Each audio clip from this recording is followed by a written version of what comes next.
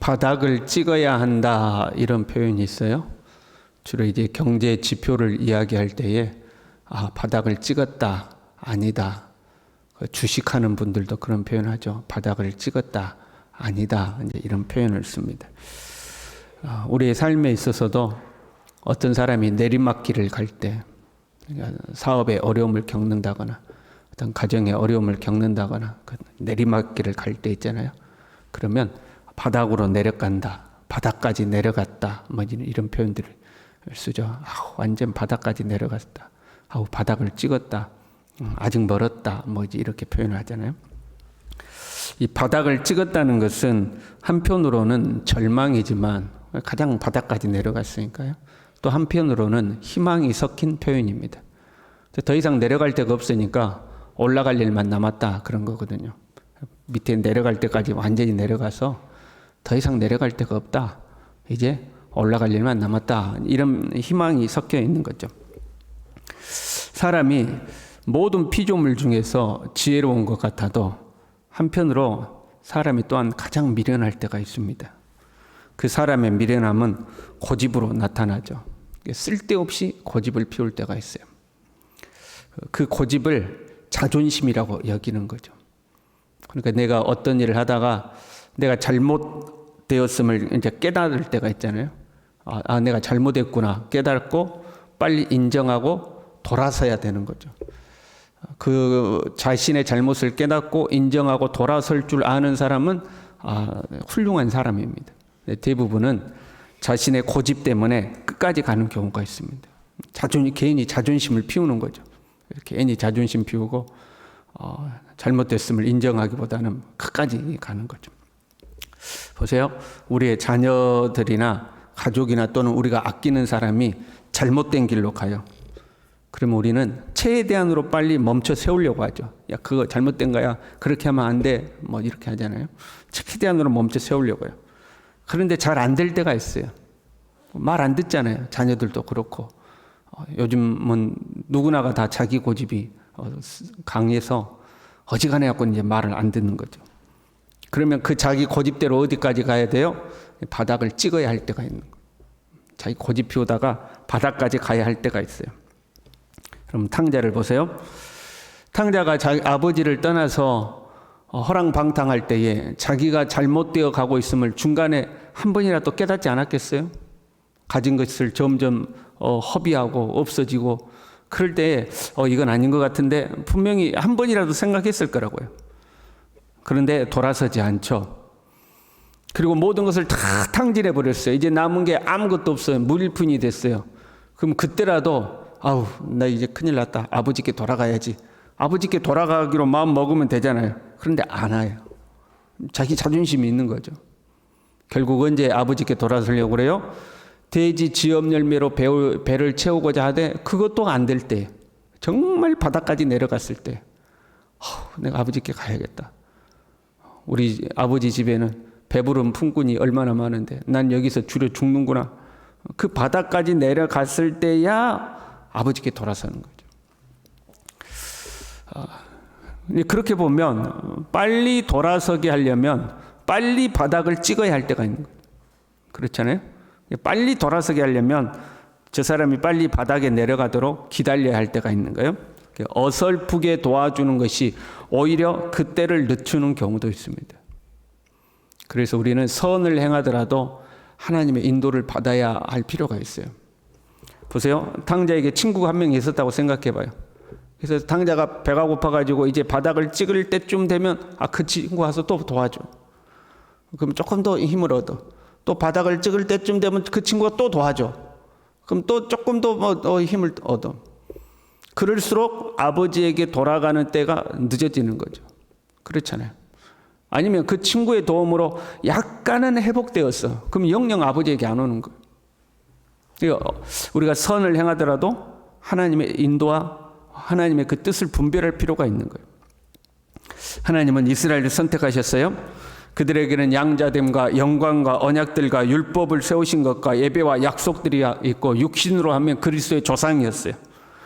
그런데 그들은 하나님의 복음을 믿지 않았어요. 하나님께서 하루 종일 손을 벌리고 기다리시지만 돌아오지 않았어요. 그래서 하나님께서는 이방인들을 먼저 부르셨어요. 25절에요. 이방인의 충만한 수가 들어오기까지 이스라엘의 덜어는 우둔하게 된 것이라. 이방인들이 충만하게 이 구원의 대열에 들어오기까지 이스라엘은 우둔해져서 이 하나님의 복음을 깨닫지도 못하고 받아들이지도 않았다 하는 거예요. 이는 이방인이 구원받는 것을 보고 이스라엘로 하여금 시기하게 하기 위해서였다는 거예요. 이방인들이 하나님의 축복을 누리는 걸 보고 하나님의 원래 선택받은 백성들이 시기가 나서 하나님께 돌아오게 하기 위해서다 하는 거죠. 이스라엘은 반드시 돌아올 것을 말씀하고 있어요. 24절에요. 네가 온 돌 감람나무에서 찍힘을 받고 본성을 거스려 좋은 감람나무에 접붙임을 받았으니 온 가진 이 사람들이야 얼마나 더 자기 감람나무에 접붙임을 받으라. 야, 너희 돌 감람나무로 접붙임 받았는데 원래 가지였던 이 이스라엘 사람들은 당연히 접붙임 받는 거다 하는 거죠. 그리고 29절에요. 하나님의 은사와 부르심에는 후회하심이 없느니라. 하나님께서 이스라엘 민족을 선택하시고 그들을 자기 백성 삼으시고 그들을 통하여서 하나님의 언약과 율법을 주시고 그들을 통하여 그리스도가 나게 하신 이 하나님의 은사와 부르심에는 후회하심이 없다 하는 거예요. 우리가 보기에는 보이지 않고 우리가 다 알지 못하지만은 하나님의 섭리가 존재한다 이 말이에요. 그 섭리는요 30절에 이렇게 기록되어 있어요. 너희가 전에는 하나님께 순종하지 아니하더니, 그 너희가 할 때는 이제 이방인들 말하는 거예요. 너희가 전에는 하나님께 순종하지 아니하더니 이스라엘이 순종하지 아니함으로 긍휼을 입었는지라. 이스라엘이 하나님께 순종하지 아니하니까 하나님은 불순종하던 이방인에게 긍휼을 베풀어서 이방인들을 구원하시다 그런 표현이에요. 그리고 지금은 불순종하던 이스라엘이 불순종하던 이방인들이 하나님의 긍휼하심을 입어 복을 누리는 것을 보고 자신들도 우리도 하나님께로 돌아가야겠다고 하나님의 긍휼로 돌아오게 하기 위해서라는 거예요. 이해되시죠? 이스라엘이 불순종하니까 하나님은 불순종하던 이방인을 구원하셨어요. 계속해서 불순종하던 이스라엘이 이방인이 구원받는 걸 보고 아이고 우리도 저 하나님의 긍휼로 가야겠구나 하고 돌아오게 하기 위해서라는 거죠. 그럼 그럴 때 한두 번이라도 있으실 거예요. 여러분의 자녀들이라든가 또는 아끼는 사람을 자극하기 위해서 나랑 별 상관없는 사람에게 막 더 잘해주는 경우, 그런 경우 있어요 없어요? 뭐 말인지 모르겠어요. 내 자녀가 내 말을 안 듣고 지 멋대로 해. 그러면 내 말을 잘 듣는 사람에게 막 엄청 잘해줘 버리잖아요. 왜? 엄마 말 잘 들으면 저렇게 좋은 일이 있구나 하는 것을 깨닫게 하려고 일부러 막 더 잘해주잖아요. 자극을 주기 위해서. 하나님이 그렇게 하신다는 거예요. 하나님의 원래 선택했던 백성들을 자극시키기 위해서 이방인들을 구원하시고 막 이방인들을 축복하신다는 거죠. 그러면 이스라엘이 그걸 보고 돌아오게 하기 위해서라는 거예요. 이것을 하나님의 신비라고 기록하고 있죠. 그러면서 32절에 이렇게 하는 거예요. 하나님이 모든 사람을 순종하지 아니하는 가운데 가두어 두심은 모든 사람에게 긍휼을 베풀려 하심이로다. 모든 사람이 순종하지 않을 때 하나님 그 순종하지 않는 가운데 내버려 두신다는 거예요. 왜요? 하나님이 그 사람이 바닥을 찍기를 기다리고 계신다는 거예요. 하나님 왜 이방인들을 축복하시느냐? 유대인들이 바닥을 찍고 하나님의 긍휼로 돌아오게 하기 위해서 마치 탕자처럼 바닥을 찍고야 그때서야 내 아버지 집에는 배부른 품꾼이 얼마나 많은고 하고 돌아오는 것처럼 이방인의 충만한 수가 채워지는 것을 보고 우리도 하나님께로 돌아가야겠구나 하고 이스라엘이 돌아오게 하게 하는 것처럼 오늘날 우리 중에서도 누군가가 불순종 중에 있을 때 하나님이 그를 내버려 두시는 것은 그로 하여금 바닥을 찍고 하나님의 자비와 긍휼을 받아들이게 하기 위해서다 하는 말씀이죠. 누군가가 여러분 정말로 말을 안 들어요. 속을 썩히고 아무리 권면해도 말을 안 들어요. 그러면 바닥을 찍기를 기다려야 하는 거예요. 우리가 보기에는 속상한 상황이지만 하나님은 계획을 가지고 일하고 계시는 거죠. 그게 하나님의 신비라는 거예요. 하나님이 그를 불순종한 가운데 내버려 두신 것은 하나님이 그를 다시 하나님의 긍휼로 돌아오게 하기 위해서다 하는 거예요. 거기에는 하나님의 신비가 있는 거예요. 지금은 이스라엘이 하나님을 거역하고 돌아오지 않아서 그 은혜와 복이 이방인에게 모두 다 가버리는 것 같아도 결국 이스라엘도 하나님께 돌아오게 돼 있다 하는 거예요.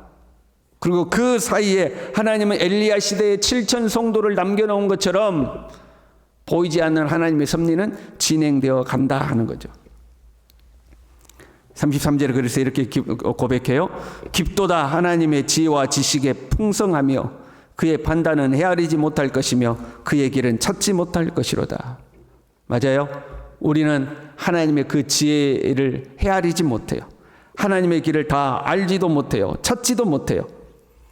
그래서 우리는 믿어야 하는 거예요. 알지 못하고 헤아리지도 못하니까 우리는 하나님을 그냥 믿는 거죠. 하나님을 신뢰하는 거예요. 내 눈에 보기에는 현재 상황이 정말 어렵고 힘들고 속상한 상황이지만 하나님은 여전히 일하고 계신다. 하나님이 섭리하고 계신다. 하나님의 신비가 존재한다 하고 하나님을 우리는 신뢰하는 거죠. 36절에요. 만물이 주에게서 나오고 주로 말미암고 주에게로 돌아감이라. 시작하신 이도 하나님이시요 진행하신 이도 하나님이시요 마무리하실 이도 하나님이시다 하는 거예요. 모든 것이 하나님께서 나와서 하나님으로 말미암고 하나님께로 돌아가는 것이다. 그 하나님이 일하고 계시니 우리는 그에게 영광이 세세에 있을지어다 하며 그 하나님을 찬양하고 하나님께 영광을 돌릴 뿐이다 하는 거죠. 오늘 하루도 이 믿음으로요 하나님을 찬양하고 하나님께 영광을 돌리고 때로는 내 마음에 들지 않는 상황들이 있을지라도 하나님이 섭리하심을 믿고 그 믿음으로 살아가는 우리 모두 될 수 있기를 바랍니다. 기도하겠습니다. 하나님 아버지, 때로 우리의 눈에는 우리의 마음대로 되지 않고 우리의 뜻대로 되지 않고 그래서 정말 속상할 때가 있지만 하나님은 그 모든 일들 가운데 하나님의 신비로 섭리하고 계심을 우리로 하여금 온전히 신뢰하게 도와주시고 이 하나님을 신뢰함으로 오히려 하나님을 찬양하고 하나님께 영광을 돌릴 수 있도록 우리의 믿음을 굳건하게 하여 주시옵소서. 예수님의 이름으로 기도 올리옵나이다. 아멘.